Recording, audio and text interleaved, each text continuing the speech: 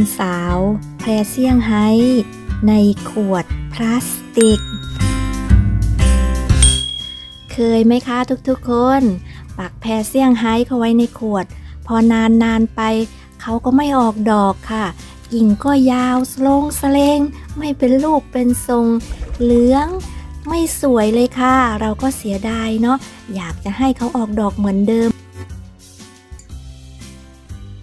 ขอกระซิบนะคะออกดอกเยอะกว่าเดิมด้วยค่ะคุณนายไอเดียหวังว่าคลิปนี้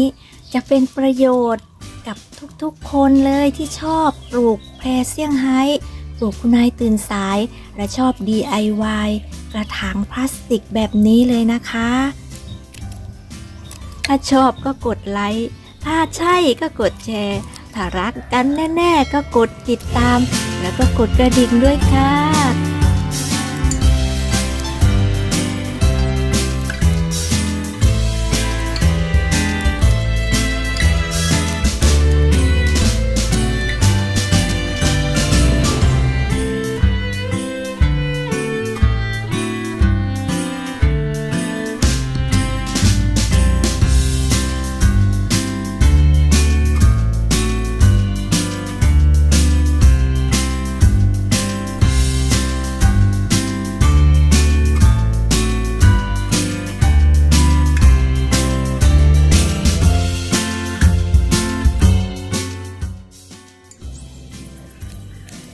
เราจะตัดกิ่งแขนงเล็กๆออกให้หมดเลยค่ะเพราะว่ากิ่งแขนงเล็กๆเนี่ยเขาจะไม่มีดอกนะคะถึงเขามีดอก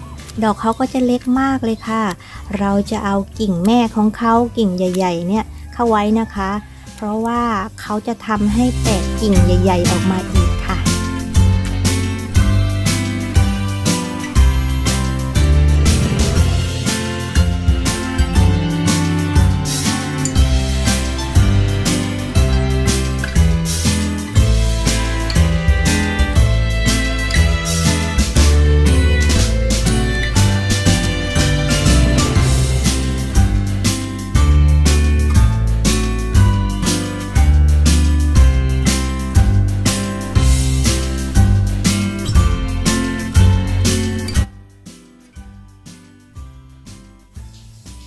ส่วนกิ่งที่เราตัดเข้าไว้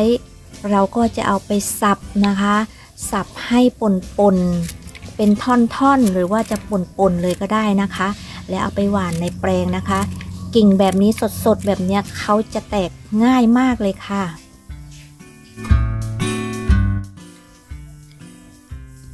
ขวดพลาสติกที่เราตัดแต่งกิ่งเรียบร้อยแล้วเราเอามาจุ่มลงในน้ำให้ท่วมแบบนี้เลยค่ะทิ้งไว้ประมาณ 3-5 นาทีแนะนำให้ทุกๆคนพยายามที่จะเอาขวดของแพรเซี่ยงไฮ้มาแช่น้ำนะคะประมาณ 3-5 วันครั้งค่ะเพราะว่าเวลาเรารดน้ำเนี่ยน้ำอาจจะเข้าไปไม่ทั่วถึงนะคะทำให้แพรเซี่ยงไฮ้ของเราเนี่ยไม่เขียวไม่งามเป็นสาเหตุหนึ่งด้วยค่ะ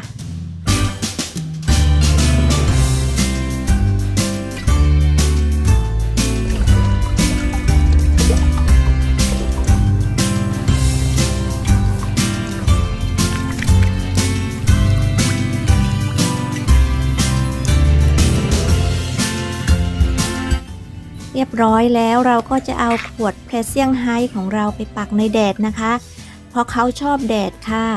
ทุกๆคนต้องปักเขาไว้ในแดด 100% เลยนะคะแล้วก็รดน้ำเช้าเย็นค่ะ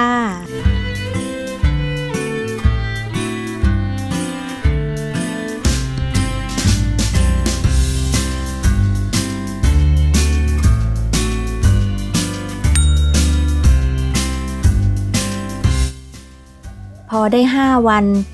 กิ่งเขาก็จะยาวออกมาแบบนี้อีกนะคะเราก็จะมาตัดแต่งอีกครั้งหนึ่งค่ะ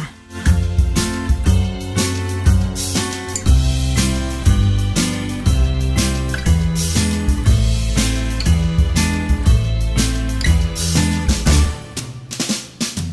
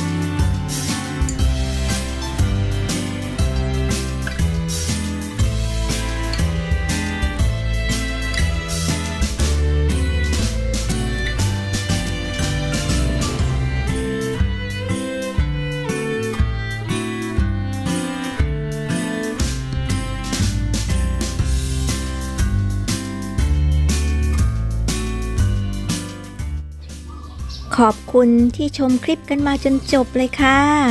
วันนี้ก็ต้องขอสวัสดีไปก่อนนะคะ พบกันคลิปหน้าค่ะ บ๊ายบาย